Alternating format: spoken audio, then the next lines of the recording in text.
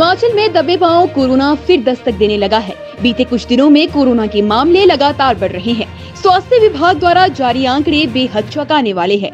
बुधवार को active case की संख्या 1972 पहुंच गई। पिछले 6 दिनों में 500 से अधिक एक्टिव केस सामने आए हैं।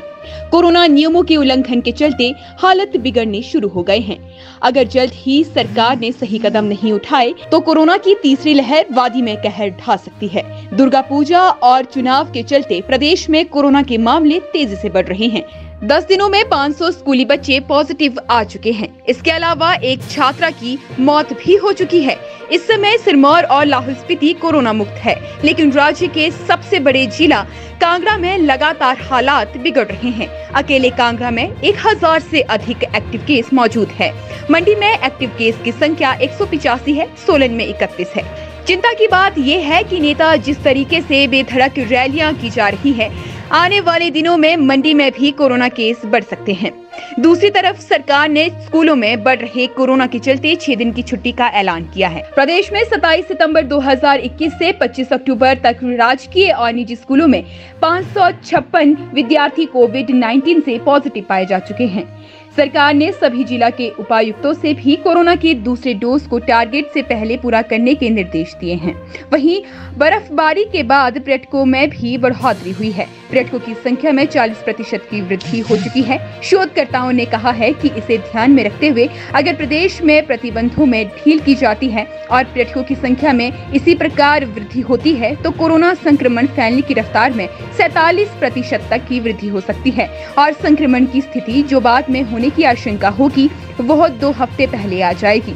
इधर खतरे की घंटी देश के लिए भी बज चुकी है। ब्रिटेन और रूस में तबाही मचाने वाला कोरोना का नया वेरिएंट भारत में भी दस्तक दे चुका है। इस वेरिएंट को डेल्टा प्लस AY.4.2 का नाम दिया गया है। बताया जाता है कि ये वेरिएंट डेल्टा वेरिएंट की तुलना में ज्यादा खतरनाक और संक्रमण है। इसके बारे में अधिक जानकारी देते हुए अनुराग अग्रवाल ने मीडिया को बताया है कि AY.4.2 का डेल्टा सिर्फ यूके से आया है। भारत में भी इसके कुछ मामले सामने आए हैं।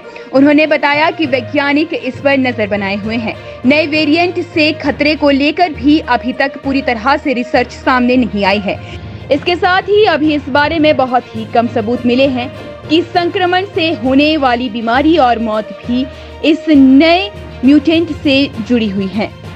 ANSACOG के एक वैज्ञानिक ने बताया है कि जल्द ही इस वेरिएंट के मामले की घोषणा की जाएगी। ANSACOG के मुताबिक 1 अक्टूबर तक भारत में AY वेरिएंट के 4737 मामले सामने आ चुके हैं। मालूम हो कि ब्रिटेन में मिलने वाले इस वेरिएंट के चलते इस बार फिर यूरोप में संक्रमण दर तेजी से बढ़ रहा है।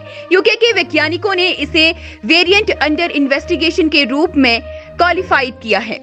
यूके के स्वास्थ्य अधिकारियों के मुताबिक AY.4.2 के ग्रोथ रेट डेल्टा के तुलना में 17% ज्यादा है। यूके के 23 अक्टूबर को 50,000 से ज्यादा कोविड मामले दर्ज किए गए थे, जो 17 जुलाई के बाद सबसे ज्यादा है। यूके के डेल्टा वेरिएंट अब तक भी तबाही मचा रहा है, लेकिन अब यहाँ AY.4.2 मिलने से मामले और तेजी से बढ़ते नजर आ रहे हैं।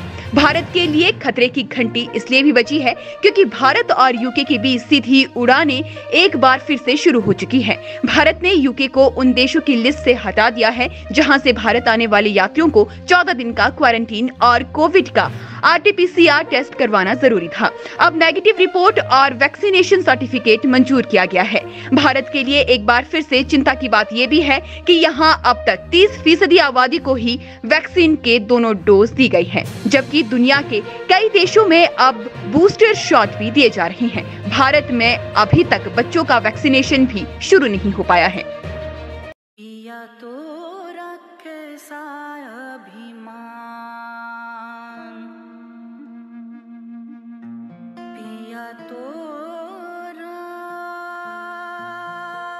बीती यादों से नाता सहेजना सीखा, हाथ थाम कर जिनके चलना सीखा, गिरने लगती जब तो उनसे संभलना सीखा।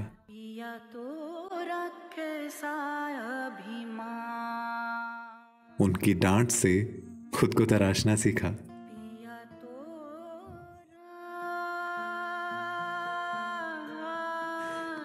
घर से दूर होकर भी दिल को हमेशा यह एहसास रहता है, उनका प्यार और फिक्र हमेशा मेरे साथ रहता है।